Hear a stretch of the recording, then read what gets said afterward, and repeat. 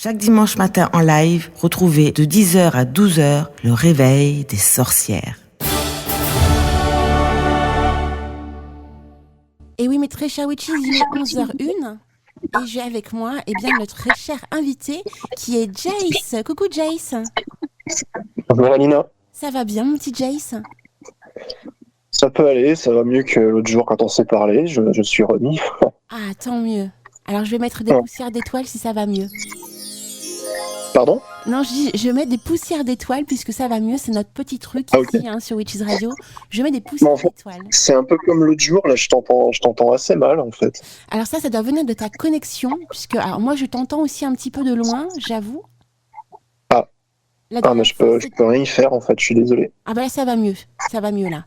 Alors donc tu vas nous parler un petit peu ce matin, donc déjà tu es le créateur de Wicca.org et tu voulais nous parler ce matin un petit peu de ton souhait d'émettre un message écologique autour de la nature. Mais avant ça, nous présenter un petit peu, savoir un petit peu qui tu es et surtout au niveau de la magie, comment tu as découvert la Wicca. Bon comme tu l'as dit, je m'appelle Jace. Alors, je suis sorcier Wiccan. Jace, en fait, c'est le nom que le dieu et la déesse m'ont donné quand j'étais enfant. Et donc, en fait, mon parcours a commencé dès l'enfance. Je devais avoir 3 ans et demi, 4 ans à peu près. Quand la première fois qu'ils se sont adressés à moi, en fait, c'était dans le but de me protéger, car dans mon entourage, il y avait des personnes qui étaient plutôt animées d'intentions négatives. Donc, en fait, ils se sont adressés à moi et ils m'ont protégé tout simplement, ils m'ont expliqué beaucoup de choses. Et une aventure a commencé dans l'enfance où ils m'ont enseigné des choses qui sont merveilleuses, des secrets qui sont pas toujours connus. Et donc en fait, j'ai commencé ma voie avec eux comme ça, dès l'enfance. Et pour en revenir un petit peu au sujet de la nature, c'est vrai que j'ai eu la chance d'avoir des contacts carrément de pouvoir communiquer avec des arbres. Donc quand j'étais enfant, donc ça a commencé, je devais être à l'école primaire voire maternelle. Donc ça c'était quelque chose qui m'a emballé tout de suite, certes, mais qui n'a pas été ma recherche première dès l'enfance. J'avais d'autres préoccupations, comme tous les enfants, on a des préoccupations qui sont celles de notre âge. Et en grandissant, j'ai commencé à vouloir découvrir d'une manière un peu plus,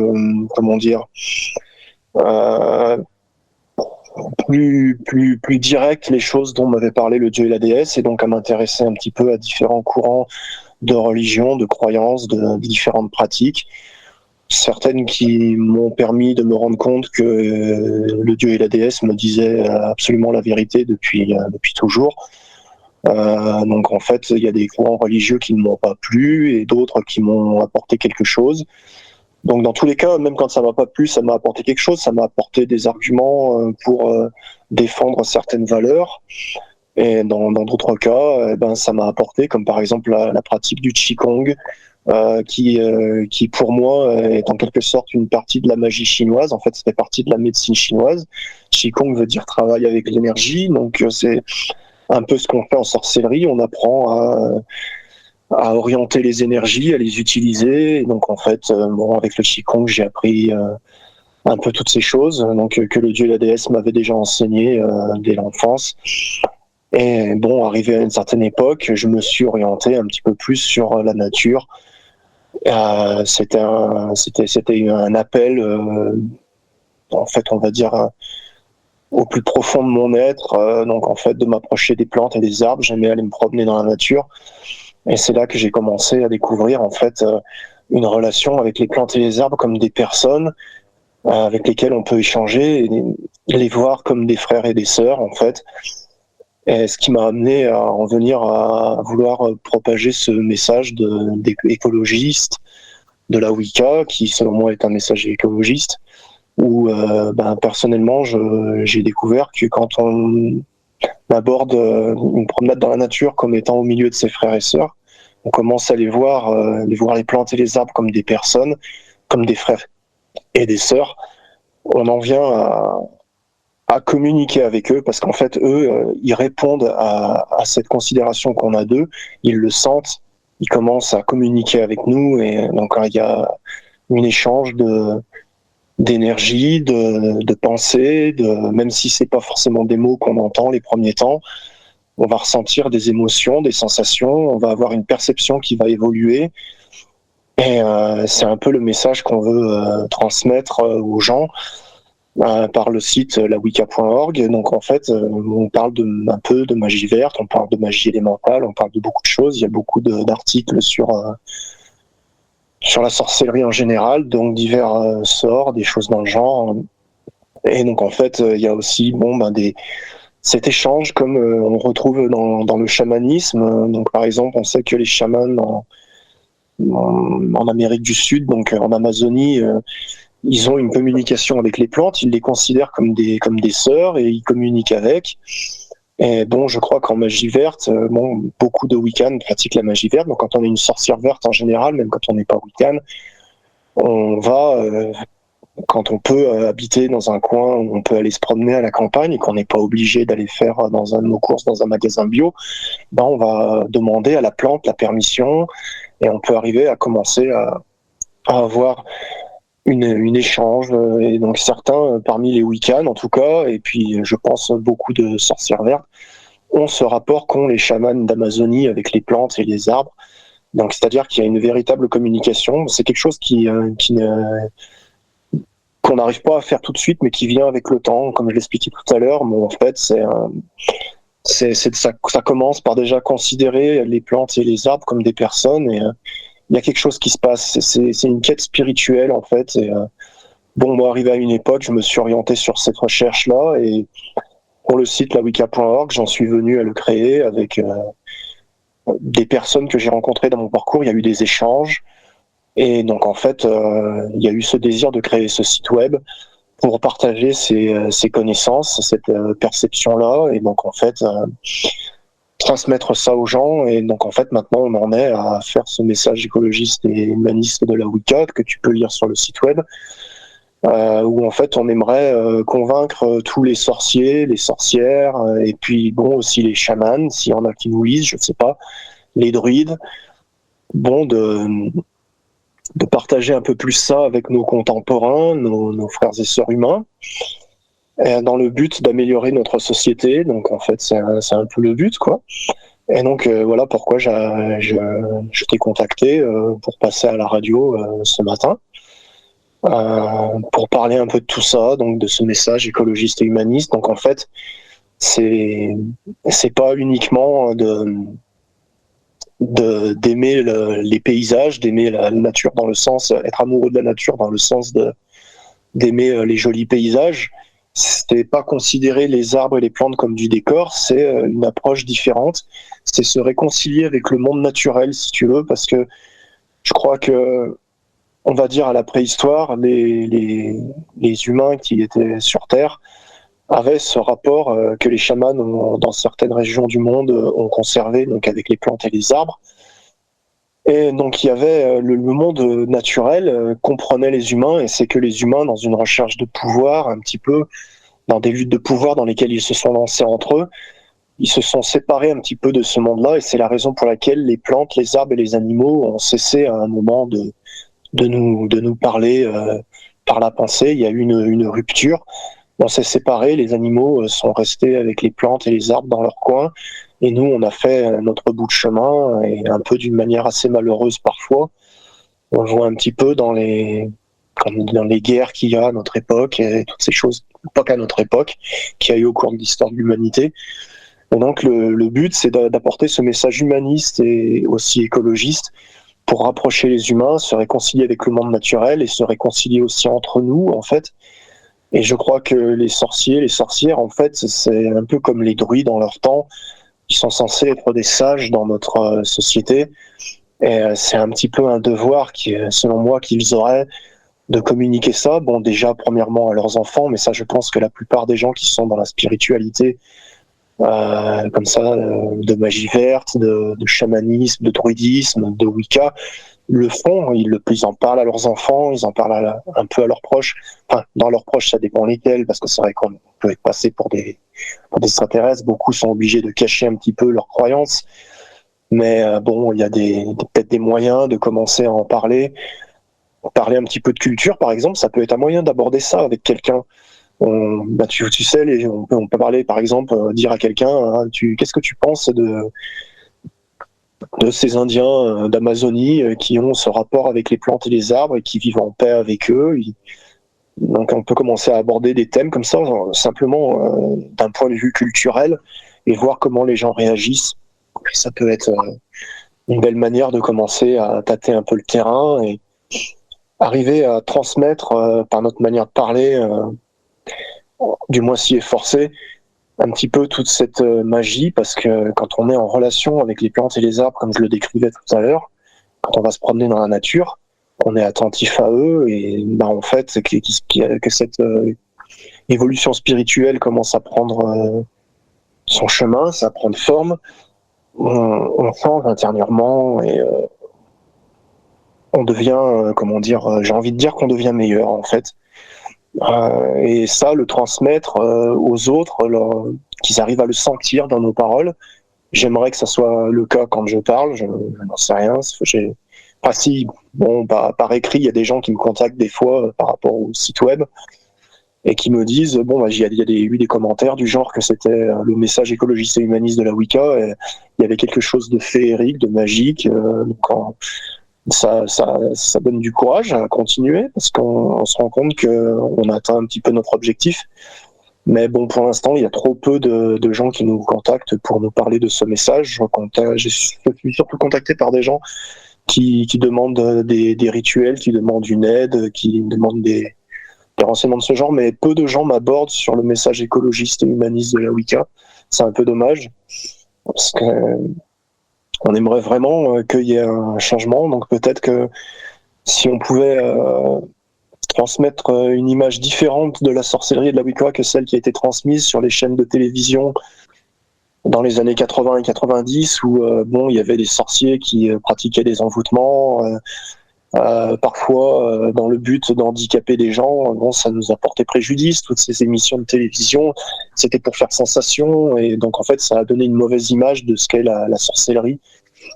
Donc peut-être que s'il y avait des documentaires, par exemple je sais que France 3 ont fait des documentaires sur les druides modernes, si on pouvait arriver à se faire entendre, que ce soit dans la Wicca ou dans la magie verte, pour les sorcières vertes, si on pouvait arriver à se faire plus entendre, à être un peu plus médiatisé, passer une image plus positive et passer ce message écologiste et humaniste. Moi, je l'appelle message écologiste et humaniste de la Wicca, mais on n'est pas obligé d'être wiccan pour adhérer à ces principes-là, à ces croyances, à ces aspirations profondes qui viennent du cœur, qui sont spirituelles. Et donc, en fait, voilà, c'est ça, en fait, que le but, quand le site web a été créé, ça a été de transmettre aussi des choses que le dieu et la déesse nous avaient transmises à un petit groupe que nous sommes. Et donc en fait, comme par exemple le secret de la baguette magique, ça c'est plutôt les arbres qui m'ont enseigné, mais le dieu et la déesse m'en parlaient aussi. Il y a des choses comme ça, donc il y a des choses qui ne sont pas couramment expliquées, qui ne sont pas présentes dans les livres de magie, sorcellerie, wiccan. Et donc en fait, plutôt que d'écrire un livre et de trouver un éditeur, ce qui n'est pas gagné d'avance, c'était une solution de facilité de créer un site web qui soit abordable à tout le monde, où tout est gratuit, tout le monde peut facilement y aller et prendre ce qu'il a envie d'y prendre, ce qu'il a besoin, ce qui lui plaît. Donc, en fait, voilà. D'accord. En tout cas, c'est passionnant, mon très cher Jace. Alors, pour que les witches comprennent un petit peu, donc tu as un blog qui s'appelle lawicca.org. Alors, ça n'a rien à voir avec la Wicca de manière gardnérienne. Ce n'est pas une Wicca traditionnelle, mais vraiment éclectique, orientée sur chamanisme, animisme aussi, amérindien aussi, me semble-t-il, de mémoire, et connexion totale à la nature. Donc, tu as des connexions liées aux arbres, aux animaux, la nature, et on te transmet en fin de compte des éléments, des rituels, des choses comme ça à faire, et après coup tu les testes et pour toi ça fonctionne. C'est ça ? En fait, oui. Ce qu'il faut savoir, c'est un point qui est non négligeable, c'est qu'avec les plantes ou avec les arbres, on peut faire des rituels, c'est-à-dire qu'ils peuvent y participer. Puisque ce sont des personnes ils ont un esprit, ils ont une âme, Ils ont aussi, en fait, je vais te raconter une anecdote. J'étais pas bien un jour et j'étais dans les bois. Je me suis promené et je me suis assis sur une souche d'arbre. Et mon regard s'est posé sur une plante et elle m'a changé. Elle m'a enlevé ce mal psychique que j'avais ce jour-là. Et j'ai ressenti son amour, j'ai ressenti quelque chose et on s'est échangé, pas des paroles, mais c'était de cœur à cœur, il y a eu une communication. Donc ils ont un pouvoir d'action, on peut se soigner avec les plantes, pas uniquement en prenant une partie de la plante, c'est-à-dire que les plantes et les arbres ont une capacité d'agir et de communiquer par la pensée. Ils ont un pouvoir et on peut faire des rituels avec eux, on peut être dans les bois, leur demander leur assistance. Et ben tu vois par exemple dans le fameux secret de la baguette magique qu'il y a sur le site web, je vais en parler un petit peu, il y a le fait que la baguette, c'est comme le même principe que d'un envoûtement. En fait, tu prends quelque chose d'une personne et tu peux agir sur cette personne. Mais avec l'arbre, tu vois, tu as une partie de lui, tu peux agir sur lui, certes, mais on s'amuse pas à agir sur l'arbre. Bien entendu, on le respecte comme une personne, donc on respecte son libre arbitre. Par contre, on peut travailler avec lui. Donc même si on n'est pas à côté de l'arbre, même si on est chez soi, on a le lien avec l'arbre à travers la baguette et on peut faire un rituel, on peut lui parler et communiquer avec lui et faire quelque chose, un acte de magie qu'on a convenu de faire avec lui pour le bien du monde naturel qui comprend, on espère réconcilier les hommes avec les plantes et les arbres et les animaux. Donc on peut faire des choses, il y a plein de choses qui sont possibles. Et, dans la magie verte, pour moi, c'est ce que dans la perception que j'ai de la magie verte, c'est pas seulement soigner avec les plantes en prenant une partie de la plante, c'est aussi ça en fait partie en réalité. Donc en fait, voilà, c'est possible de faire de la magie avec les plantes et les arbres, mais il faut d'abord avoir une relation avec eux, et ça se crée avec le temps en fait. Et comme je le disais, ça commence par déjà les considérer, quand on se soigne dans la nature, c'est quand on va se promener dans les bois, considérer qu'on est entouré de frères et de sœurs autour de nous. Alors déjà, pour se connecter à la nature, tu me dis si je dis des bêtises, mais en tout cas, c'est comme ça que je ressens les choses. Il faut aussi passer beaucoup de temps en forêt, apprendre à regarder autour de soi, à comprendre les plantes, à comprendre le fonctionnement même de la nature, faire plein de méditations, je suppose, parce que moi, c'est ce que je fais. Je ne sais pas si c'est le cas pour toi. Oh oui, la méditation, en fait, j'en ai fait beaucoup à une époque. Et maintenant, je sais, j'ai appris à maîtriser un petit peu mes énergies, mes pensées, ma volonté, mon intention grâce à la méditation. Et donc maintenant, j'arrive à être dans un état assez méditatif facilement, rien qu'en me promenant dans la nature et donc à faire des choses. Donc on peut faire des promenades qui sont méditatives sans pour autant se mettre assis en lotus et puis fermer les yeux mi-clos et travailler sur la respiration sans être obligé de faire ce genre de méditation. On peut arriver à faire beaucoup de choses, on peut faire des pratiques qui sont méditatives, on peut entrer en état de transe assez facilement, enfin de semi-transe, sans pour autant se mettre en lotus et puis faire tous les exercices de méditation un peu orientaux qu'on trouve un peu partout. Dans les livres, sur Internet, ou encore par des maîtres spirituels qui communiquent généralement. Donc en fait, la méditation apporte quelque chose pour se maîtriser à une époque. Après, on arrive à être dans un état assez méditatif assez facilement sans pour autant faire de la méditation pure et dure. D'accord. Je sais pas si tu comprends ce que je veux dire. Oui, tout à fait. Et donc quand on se promène dans les bois, c'est vrai que quand on a une certaine maîtrise de ses intentions, de ses énergies, de ses émotions, de ses sensations, on n'a pas besoin d'être toujours de faire d'une méditation tous les jours de 15 minutes, 20 minutes, comme certains font, une demi-heure. On n'est plus obligé de faire ça au bout d'un moment, en fait.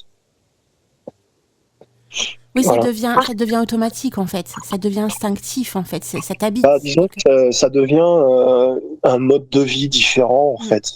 Avec le temps, on se forge. Et puis, en fait, ce qu'il faut savoir aussi, c'est que quand on est dans la nature, c'est apaisant. Oui. Donc, c'est propice à la méditation. Et le lien, même quand on habite en ville, regardez, prêtez attention aux arbres et aux quelques plantes qu'il y a d'une manière différente, que juste ils sont là, on passe à côté, on les regarde pas. ça change quelque chose aussi, hein. Ça apporte quelque chose. On peut s'y retrouver aussi, même quand on habite en ville. Enfin, ça dépend quelle ville, hein, ça dépend. Il y a des grandes villes où il n'y a pas beaucoup d'arbres. Si, il y a des arbres dans toutes les villes, hein, mais on trouve toujours des parcs aussi. Hein. Donc, quand on habite en ville, on peut aller dans un parc, hein, il y en a. Ça, c'est toujours aussi agréable. D'accord. Alors, pendant que tu nous expliquais tout ça, on a reçu un message de Thalassa. C'est un auditeur de la radio. Hein, on est sur le chat. On échange, on papote. Et Thalassa nous dit « Alina, peux-tu demander à ton invité ce qu'il pense du livre « La vie secrète des arbres » Est-ce un livre utile ?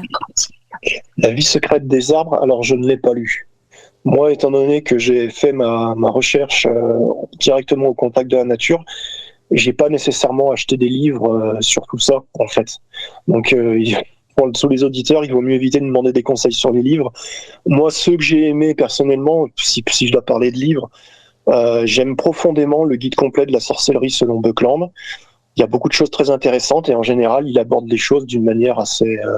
même si c'est pas par exemple un livre consacré à la magie pour guérir avec les plantes, le chapitre est assez complet, il est assez intéressant. Voilà, ça c'est un très bon livre. Moi, je pourrais conseiller des livres sur la Wicca, mais voilà, j'ai pas acheté des livres parce qu'en fait, les livres, en fait, ils sont assez rares qui parlent de cette approche des plantes. En fait, il faut plus s'orienter sur des livres sur le chamanisme que sur des livres sur la Wicca. Dans la magie verte, il y en a peut-être, probablement, mais je ne les connais pas. Moi, j'ai beaucoup aimé, par exemple, le manuel du chaman de Denise Linn. C'est un très bon livre. Il y a des très belles choses. On sent que la femme ressent ce qu'elle enseigne. Elle l'a ressenti. C'est un très bon livre. Donc, le manuel du chaman de Denise Linn, ça, c'est un livre que je conseillerais énormément. C'est vraiment un très, très bon livre. Tu as lu le livre de Scott Cunningham, l'encyclopédie des plantes magiques ? Ah, je l'ai chez moi, oui. Il est très bon aussi. Ouais, c'est un bon livre. Scott Cunningham, c'est un auteur qui est très respecté et qui a apporté beaucoup, pas seulement à la Wicca. Bon, il y en a certains qui le critiquent un petit peu, comme quoi c'était pas un vrai sorcier. Mais quand on lit ses livres, il y a des choses quand même assez sérieuses. Moi, il y a des choses sur lesquelles je suis pas d'accord, comme j'ai pas envie de critiquer parce que c'était un homme qui avait l'air très gentil. Mais c'est vrai que dans la magie, ces 2 livres sur la magie élémentale, il y a des trucs qui, selon moi, ne sont pas de la magie élémentale, même si on fait appel à un élément naturel. Ça en fait pas de la magie élémentale pour autant, donc il y a une petite confusion selon moi. Mais reste qu'il a fait un travail assez important, il a écrit beaucoup de livres. Et l'encyclopédie des plantes magiques est un livre qui est important quand même, hein, parce que il y a quand même pas mal de plantes. On pourrait y reprocher que c'est des dessins de plantes à l'intérieur, il me semble, si je me souviens bien, que les plantes sont dessinées simplement en une seule couleur, une couleur verte, si je me souviens bien. Et donc pour reconnaître les plantes dans la nature, il aurait fallu qu'elles soit qu'il y ait des photos ou des dessins avec des couleurs différentes. Ça aurait peut-être été mieux. Ça aurait été un petit peu mieux. Voilà. C'est ce qui fait partie du cheminement, c'est la recherche. Tu vois, moi, pour ce qui est de réconcilier le monde naturel, les humains avec le monde naturel, je sais pas. Comme je te dis, je conseille le manuel du chaman de Denise Linn. Dans le chamanisme, il y a beaucoup de livres intéressants. Mais en même temps, je pense que c'est surtout par l'expérience. Alors les gens qui m'ont entendu parler ce matin savent qu'il faut considérer déjà les plantes comme des personnes et qu'il faut aller donc se promener dans la nature. Mais c'est quelque chose qui va se faire avec le temps et c'est une recherche que, en fait, ça se fait pas dans les livres. Ça se fait pas dans les livres, en fait. Ça se fait vraiment en allant dans la nature. Et il faut prendre le temps. Il faut pas se dire je me fixe un objectif, j'y vais, je suis déterminé. Non, il faut laisser les choses se passer. Et ça prend du temps. Hein. Ça vient pas du jour au lendemain. Mais ça commence par déjà, je le dirais toujours, aborder les plantes et les arbres comme des frères et des sœurs. Alors, il faut vraiment se dire, quand on est dans la nature, je suis entouré de frères et sœurs, il faut les regarder comme tels, tout simplement. Oui. Alors j'ai une question qui n'était pas prévue dans le plan, mais enfin je trouve ça passionnant ce que tu expliques, parce que je suis aussi très très proche de la nature, comme beaucoup d'éditeurs d'ailleurs, on est très marqués sur la nature. Personnellement, alors moi quand je vais en forêt, que je sais que je vais m'y connecter, que je vais faire certaines choses d'art magique, je prends ma petite clochette, je fais teinter ma petite clochette pour que l'énergie, non seulement mon énergie, mais aussi l'énergie de la nature soit en symbiose avec moi. Je sais pas si tu fais la même chose aussi, mais moi je fais la danse de la cueillette. C'est-à-dire que quand je sais que je vais aller récupérer des plantes, je danse en fait. Je fais une danse symbolique qui pour moi est une offrande en fait que je fais pour remercier la plante. Est-ce que tu es dans le même esprit toi aussi? Alors moi personnellement, quand je reçois quelque chose d'une plante, d'un arbre, que ce soit spirituellement ou quand je récupère quelque chose, une feuille ou une branche, enfin pas sur, je prends ce qui est par terre. Hein. Je ne vais pas couper une branche sur un arbre, je tiens à le préciser. Personnellement, je passe ma main dans les cheveux pour récolter des cheveux, parce qu'on a toujours des cheveux qui tombent, et je les mets en terre au pied de l'arbre ou de la plante en guise d'offrande, tout simplement. C'est ce que je fais. Et quand je le fais, bien sûr, j'y mets une intention, j'y mets de l'amour et je parle. C'est ma manière de procéder. Je parle à la plante et je lui dis c'est pour toi, et je lui parle et je lui envoie de l'amour. C'est une manière de se mettre en lien avec elle. Par exemple, je prends quelque chose de toi, mais je te donne quelque chose de moi. Parce que plutôt que de mettre personnellement, moi, plutôt que de mettre une pierre semi-précieuse que j'ai achetée dans un magasin en guise d'offrande, je trouve ça logique que j'ai quelque chose comme mes baguettes. Bien sûr, je les ai pas coupées sur l'arbre, simplement il y a eu un orage, la branche a cassé, j'ai récupéré la branche. J'ai offert des cheveux, ou aussi mes ongles. Quand je me coupe les ongles, je les mets dans un petit sachet, les rognures d'ongles, plutôt que de les jeter à la poubelle. Et après, quand je garde mon petit sachet avec moi quand je me promène dans la nature. D'accord. Et donc en fait, je peux mettre des ongles ou des cheveux en guise d'offrande. Oui, tu prends une partie de la plante et tu lui offres une partie de toi. Je lui offre une partie de moi, tout simplement. Ouais. C'est comme je disais, avec la baguette, après on va pouvoir agir avec l'arbre, avec une baguette magique. Et on a quelque chose de lui, ça fait un lien avec lui. D'ailleurs, le lien peut exister sans qu'il y ait ça, de toute façon. L'arbre, on lui donne quelque chose de soi et ça lui fait plaisir. Oui. Non, mais écoute, à mon avis, c'est un meilleur cadeau que de mettre une pierre qu'on a achetée dans un magasin, en fait. Oui. C'est un meilleur cadeau, une pierre semi-précieuse qu'on a trouvée dans un magasin. C'est un meilleur cadeau, à mon avis, de mettre quelque chose de soi. Parce qu'on le fait avec amour, je te donne quelque chose de moi, et c'est une échange avec l'arbre, avec la plante. Ok. Non, mais c'est vraiment une belle vision, je trouve. Une façon de penser aussi, d'être, de réfléchir sur l'offrande, en fait. Ne serait-ce que l'offrande. On offre, et offrir, il n'y a rien de plus beau, quoi. Donc, c'est magnifique, Jace. Merci à toi. Alors, on pourrait te retrouver où? Est-ce que tu as, je sais pas, des news, de nouveautés à nous transmettre avant qu'on finisse l'interview? Alors oui. Alors c'est le week-end prochain, de vendredi à dimanche, donc du 21 au 23 avril. Il y a les assises de la druidité à Pléneuf-Valandré. C'est en Bretagne, c'est dans les Côtes d'Armor. Donc c'est organisé par le druide Brandu. Donc il est assez connu. Alors ce qu'il faut savoir, c'est que il y aura le premier jour Pascal Lamour qui fera une conférence. Donc Pascal Lamour, c'est un druide qui a écrit pas mal de livres sur le druide, très intéressants sur le druidisme. Et donc il fera une conférence dont le sujet est la fonction druidique ovatique et les rapports avec le monde végétal. Donc ça parle exactement de ce qu'on a expliqué aujourd'hui. Et ça sera suivi d'un débat. Donc ça aura lieu entre 9h30 et 10h45. Donc le 21, le vendredi 21. Alors, vous pouvez trouver ça sur le programme des Assises de la Druidité se trouve sur le site Les Dits du Corbeau Noir, donc lesditsducorbeaunoir.com. Mais vous trouvez aussi Pascal Lamour sur son site web à lui, pascallamour.com. Donc Pascal, bien sûr, il faut mettre 2 L, un L pour Pascal, la femme Pascal, et un L pour l'amour. Donc pascallamour.com. Donc en fait il nous met au courant des assises de la druidité, de son passage, de ce qui va avoir lieu. Et donc en fait Bon, le site de Lady du Corbeau Noir, en fait, explique un peu plus tout le programme. Et bon, vous pouvez trouver aussi des renseignements sur le site côtedarmor.com. Et à mon avis, ce qui est très intéressant et qui tient très à cœur à Brandu lui-même, c'est que le dimanche, le 23 avril 2023, à 9h, il y a un débat général, druidité et changement de société à venir. Donc quand on voit un petit peu, c'est vrai que notre société est un peu malade. Et donc là, ils vont parler de l'apport du monde traditionnel dans notre société, ce qu'il peut apporter. Donc c'est un petit peu la croisade de Brandu. Donc en fait, c'est son objectif de parler de tout ça. Donc il y aura plein de belles choses aux assises de la druidité.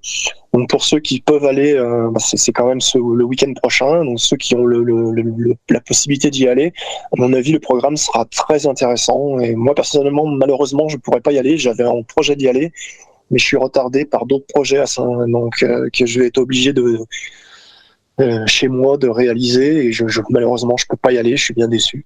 Mais c'est à mon avis, ça sera quelque chose de vraiment très bien. Et j'aurais vraiment aimé y aller. C'est dommage. Voilà. En tout cas, on te remercie d'avoir partagé cet événement puisque je n'étais même pas au courant.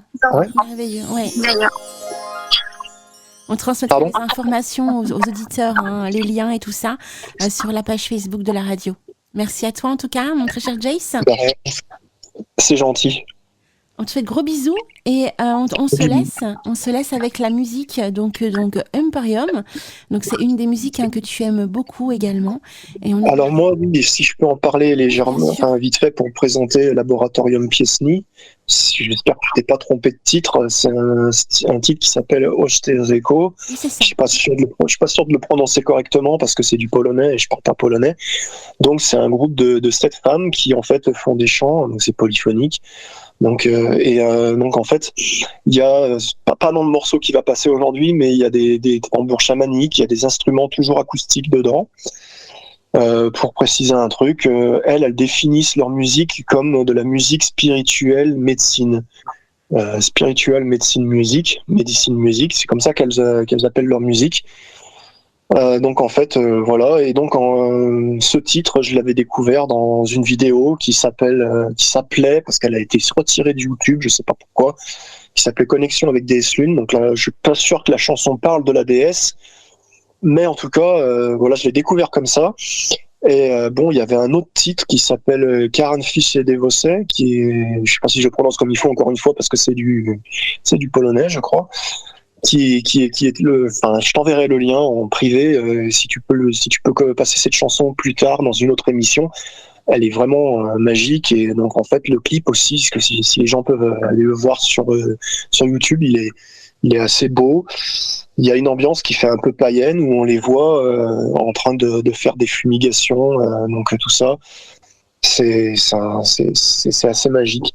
Enfin, c'est un groupe que j'aime beaucoup, une musique qui est très naturelle, et donc voilà, on va laisser les auditeurs découvrir ce titre, si tu veux. Voilà, j'ai rien de plus à dire. D'accord. Merci à toi, mon très cher Jace. On te fait plein de gros bisous et à très très bientôt. Ok, c'est gentil. Allez, au revoir.